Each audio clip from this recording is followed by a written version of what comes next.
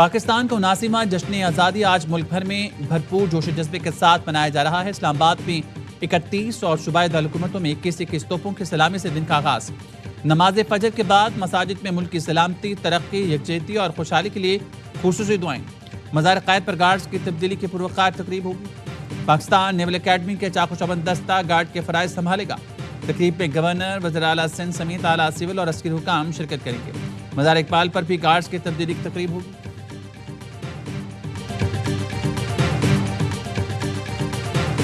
رہے وطن، شہر شہر جشن، ملک بھر میں جشن آزادی کی تقریبات کا شاندار آغاز۔ کراچی سے لے کر خیبر تک چراغاں ہو گیا۔ رات 12 بجتے ہی جشن عروج پر پہنچ گیا۔ سبز لاری پرچموں کی بہار، اہم شاہراہیں قومی پرچم کے رنگوں میں رنگ گئیں۔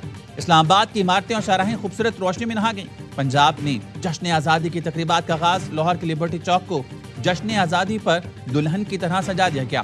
کانسرٹ کا بھی اہتمام۔ الحمرا کلچرل کمپلیکس میں میوزک کانسرٹ۔ راحت فتح علی خان، فاخر محمود نے ملی نغمے پیش کیے۔ مارکے حق کے شہداء اور غازیوں کو زبردست خراج تحسین پیش کیا گیا۔ آرٹس کونسل کراچی میں جشن آزادی پر شاندار آتش بازی۔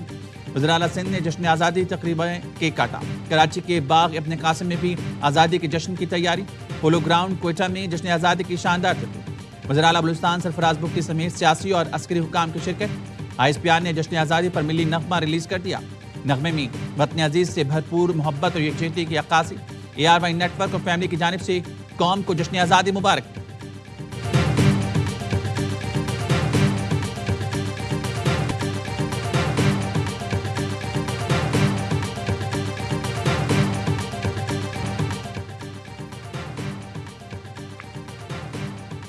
اسلام آباد میں یادگار فتح کی شاندار افتتاحی تقریب۔ قومی جذبے، حب الوطنی اور دفاع وطن کے عزم کا شاندار مظاہرہ۔ یادگار فتح قومی تاریخ، مارکے حق میں کامیابی، شہداء غازیوں کی قربانیوں اور عزم کی علامت ہے۔ قومی جذبے، حب الوطنی اور دفاع وطن کے عزم کا شاندار مظاہرہ۔ مسلح افواج کے ساتھ سول آرم فورسز کے دستے تقریب کا حصہ۔ پنجاب، سندھ، خیبر پختونخوا، بلوچستان، آزاد کشمیر اور گلگت بلتستان کے دستوں کی شرکت۔ تقریب میں اتحاد، یکجہتی اور قومی وحدت کی خوبصورت عکاسی۔ شاندار یادگار فتح کی تعمیر کی کہانی دستاویزی فلم کی صورت میں دکھائی گئی۔ مہمان خصوصی صدر مملکت آصف علی زرداری، شریک وزیر اعظم شہباز شریف اور فیلڈ مارشل سید عاصم منی نے تاریخی یادگار فتح کا افتتاح کیا۔ 12 بجتے ہی تینوں رہنماؤں نے پرچم کشائی کی۔ یادگار فتح روشنیوں سے جگمگا اٹھی۔ پروجیکشن میپنگ کے ذریعے روشنی، موسیقی اور فن تعمیر کا حسین امتزاج۔ پاک فضائیہ کے طیاروں نے شاندار فلائی پاس کا مظاہرہ کیا۔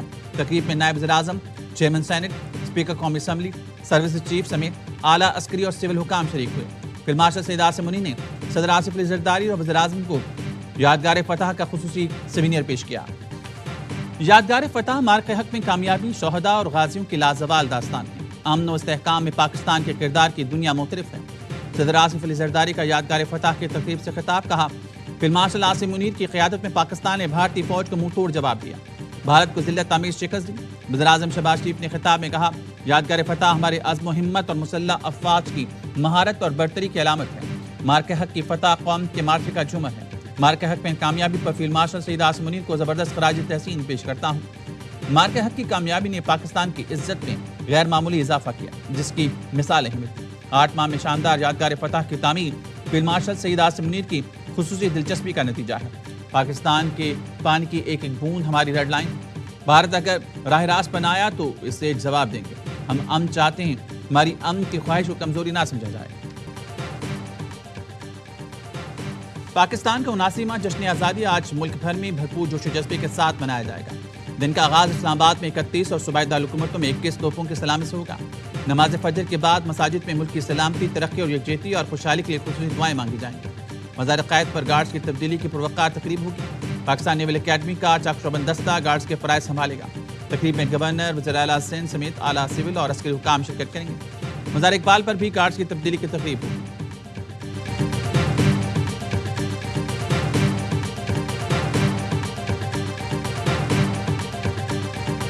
Field marshal, air chief, naval chief اور مسلح افواج کی جانب سے قوم کو یوم آزادی پر دلی مبارکباد۔ مسلح افواج کا بانی پاکستان قائد اعظم محمد علی جناح اور تحریک آزادی کے تمام اکابرین کو خراج عقیدت۔ پاکستان کی آزادی کو حقیقت بنانے والے تمام شہداء، قربانیاں دینے والوں کو سلام پیش کرتے ہیں۔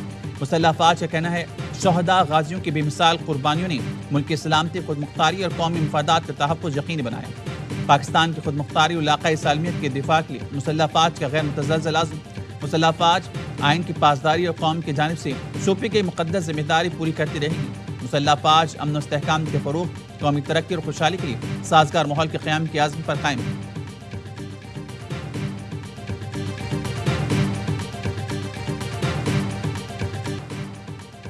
شہر شہر جشن آزادی جوش و خروش دیدنی. Larkana girls degree college road پر 79 فٹ لمبا اور 30 فٹ چوڑا قومی پرچم بلند کیا گیا. آتش بازی کا شاندار مظاہرہ، باغا بارڈر پر فضا پاکستان زندہ باد کے نعروں سے گونج اٹھی.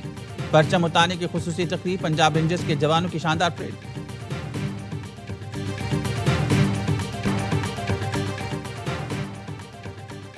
ناروے کی وزیر خارجہ کی وزیر اعظم اور فیلڈ مارشل سے ملاقات. وزیر اعظم نے معزز مہمان کا خیر مقدم کیا، گرم جوش اور دوستانہ تعلقات پر اطمینان کا اظہار کیا، مختلف شعبوں میں تعاون کو سراہا.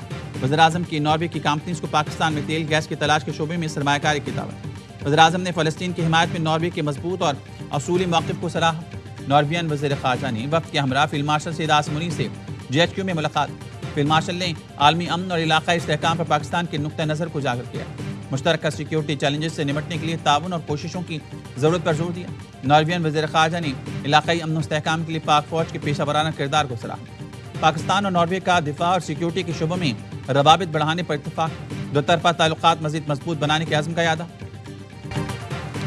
پاکستان اور ناروے کا دو طرفہ تعلقات اور تعاون مزید بڑھانے پر اتفاق. تجارت، سرمایہ کاری، تعلیم، دفاع، موسمیاتی تبدیلی، IT اور بحری امور میں تعاون بڑھانے کا فیصلہ.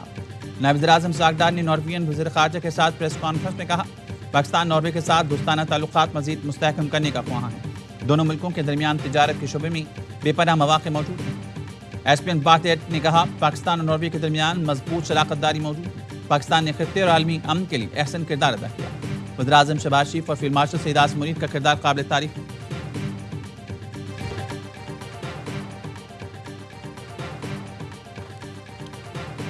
میر رضا قتل کیس میں نئی تحقیقاتی ٹیم کا طویل اجلاس. جائے وقوع پہنچنے والی پولیس نفی کا بیان قلمبند. موبائل افسر سے DSP رینک تک کے افسران کے بیانات لیے گئے. برطرف سابق DSP شارف فیصل، ارشد آفریدی اور سابق SHO گلستان جوہر کامران قریشی کے بیان قلمبند کیے گئے.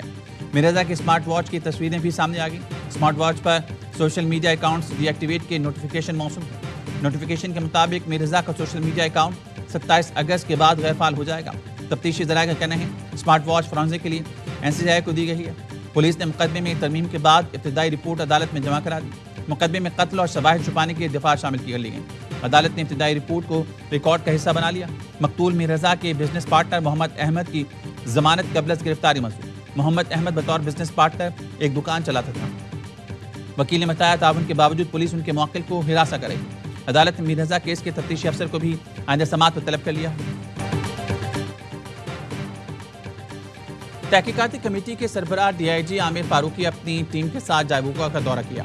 میر رضا کی لاش ملنے کا مقام کا جائزہ لیا. تحقیقاتی کمیٹی کے اراکین نے آخری CCTV ویڈیو کے مقام کا بھی جائزہ لیا. کرائم سین سے میر رضا کے کچن تک پیدل گئے. سربراہ تحقیقاتی کمیٹی نے میر رضا کے کچن کے اندر جا کر معائنہ کیا. عملے سے بات چیت کی. عامر فاروقی نے کچن کے برابر والے دفتر کے عملے سے ملاقات کی. پوچھا کیا آپ میر رضا کو جانتے ہیں؟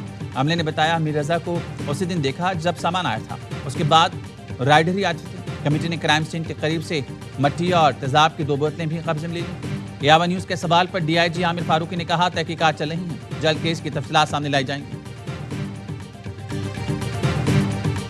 میڈیکل رپورٹ آئی، اس کی بنیاد پہ ہم آگے بڑھ رہے تھے. پھر اس کے اوپر اعتراض آئے، دوسری میڈیکل رپورٹ آ گئی کہ شواہد چھپانے کے جرم میں. تو کیا یہ صرف ان ڈاکٹر کے خلاف تحقیقات ہوگی اس حوالے سے، یا جو پولیس اہلکار اگر اس میں کوئی ملوث پائے گئے ان کے خلاف بھی ہوگی؟ دیکھیں تو کسی کے لیے بھی ہو سکتی ہے. شواہد چھپانے پر کسی کے خلاف بھی کارروائی ہو سکتی ہے. ایڈیشنل IG آزاد خان کا میر رضا کیس میں محکمانہ کارروائی کا اندیا. یاوا نیوز سے گفتگو میں کہا کیس میں دوسری میڈیکل رپورٹ آنے کی وجہ سے ایشو ہوا. قتل سے متعلق ہم نے شواہد جمع کی ہیں. نئی میڈیکل رپورٹ آئی تو پرانی کمیٹی کو ختم کر دیا گیا. اب نئی کمیٹی تحقیقات کرے گی. پنکی کیس میں حتمی چلان جمع کرا دیا، اب ٹرائل چلے گا.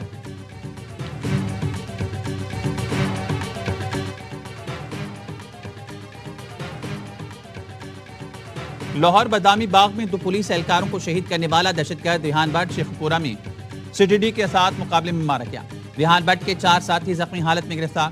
بادامی باغ میں ملزم ریحان کی فائرنگ سے سب انسپکٹر عدیل اور ہیڈ کانسٹیبل اسد شہید ہو گئے۔ ملزم کا بھائی فیضان کچھ عرصہ قبل مبینہ پولیس مقابلے میں مارا گیا تھا۔ ملزم ریحان اور ساتھیوں کی گرفتاری کے لیے ناکہ بندی کر کے سرچ آپریشن کیا جا رہا تھا۔ ایک اور واقعے میں نواکوٹ اقبال ٹاؤن میں نامعلوم حملہ آور کی فائرنگ سے ایک اہلکار شہید اور راہگیر زخمی ہوا۔ فائرنگ کی سی سی ٹی وی ویڈیو سامنے آ گئی۔ کراچی کے مختلف علاقوں میں ہوائی فائرنگ، ایک جاں بحق 70 زخمی۔ پاپوچ سرافہ بازار کے قریب نامعلوم سم سے گولی لگنے سے خاتون جاں بحق۔ عائشہ منزل کے قریب ہوائی فائرنگ سے ایک شخص زخمی۔ لائنز ایریا اور جناح اسپتال کے قریب ہوائی فائرنگ کی زد میں آ کر 2 افراد زخمی۔ ناظم آباد چاندنی چوک کے قریب 10 سالہ بچہ زخمی۔ کرنگی بلال کالونی اور شریف آباد میں نامعلوم گولی لگنے سے 3 افراد زخمی۔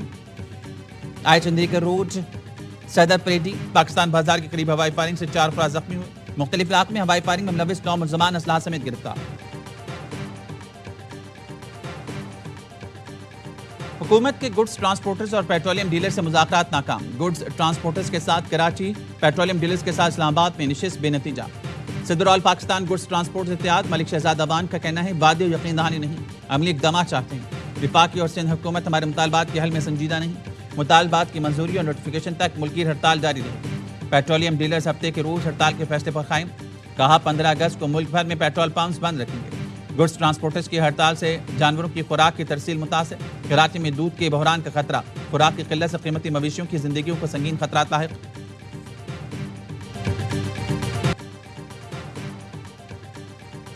پیٹرولی مصنوعات کی قیمتوں میں اضافہ، پیٹرول 45 پیسے فی لیٹر مہنگا کر دیا گیا، نئی قیمت 325 روپے 43 پیسے مقرر۔ ڈیزل 1 روپے 16 پیسے فی لیٹر مہنگا، نئی قیمت 383 روپے 95 پیسے ہو گئی۔ اوگرا کی منظوری کے بعد پیٹرولیم ڈویژن نے اعلامی جاری کر دی۔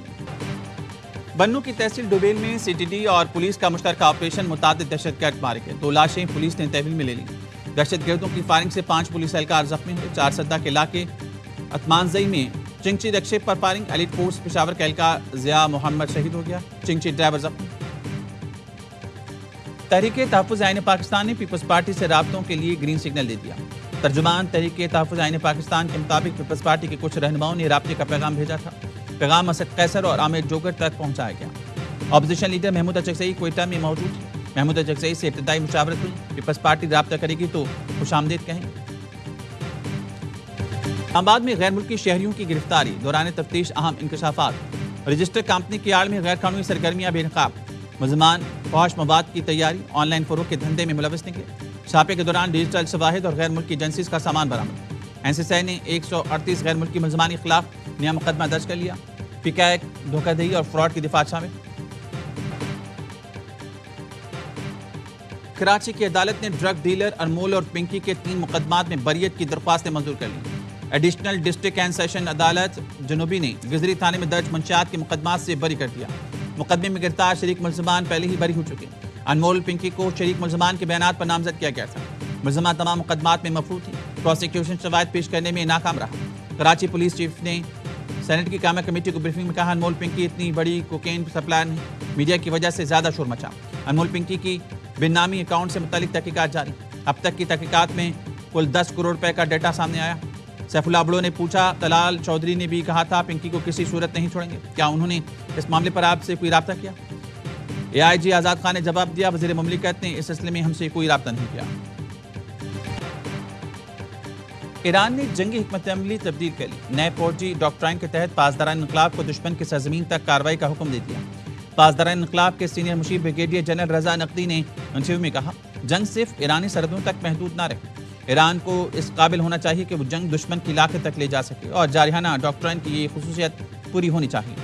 امریکہ کا جنگی بجٹ اور ایران کی دفاعی بجٹ سے 100 گنا زیادہ ہے، مگر دشمن کے تمام 14 مقاصد ناکامی سے دوچار کیے۔ تہران کے میئر علی رضا نے دعویٰ کیا 28 فروری کو جس میزائل حملے میں سابق رہبر معظم علی خامنئی شہید ہوئے، اس کا اصل ہدف مجتبی خامنئی تھی۔ حملے میں مجتبی خامنئی زخمی ہوئے تھے۔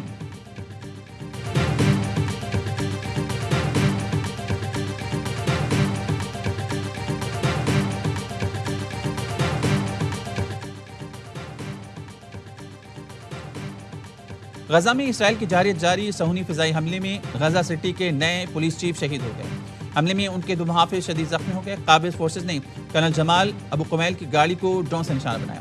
خان یونس میں بھی 2 فلسطینیوں کو شہید کر دیا گیا۔ حماس کے زیر انتظام وزارت داخلہ نے جمال ابو قمیل کی شہادت کی تصدیق کر دی۔ گزشتہ ماہ غزہ پولیس سربراہ بریگیڈیئر جنرل عبد الناصر کو بھی اسرائیل نے شہید کر دیا تھا. ان کی گاڑی کو شیخ رضوان کے علاقے میں فضائی حملے میں نشانہ بنایا گیا تھا. ملک بھر میں ربیع الاول کا چاند نظر نہیں آیا. یکم ربیع الاول 15 اگست بروز ہفتہ کو ہوگی. 12 ربیع الاول 26 اگست بروز بدھ کو ہوگی. چیئرمین مرکزی روہت ہلال کمیٹی نے اعلان کر دیا.